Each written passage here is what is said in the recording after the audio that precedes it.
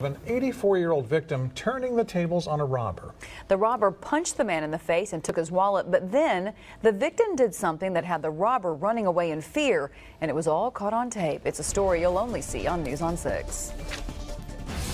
I've raced motorcycles since 1946. Doug Jandeber has done and seen a lot in his 84 years. He's run a ranch, even walked away from a couple of plane crashes.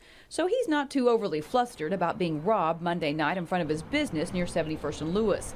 On this video, you can see Doug walking out to his black truck when the robber comes up behind him. The guy starts saying, "Don't turn around, don't turn around." At first, Doug thought it was one of his buddies playing a trick on him until right here, you can see the robber punch Doug in the side of the face.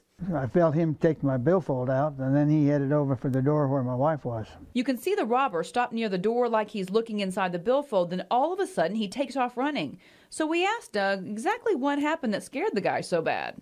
I pulled out my automatic and was getting ready to ventilate him. That's right. Doug pulled his gun out of his left pocket, and that's when the tables were turned and the robber was the one who was afraid. Once he saw my gun, he decided it was time to leave.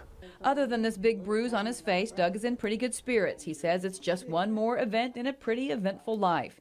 He does hope the guy gets caught, and he's thankful that nearby Video Revolution put up these cameras and caught the whole thing on tape, including this great shot of the robber's face.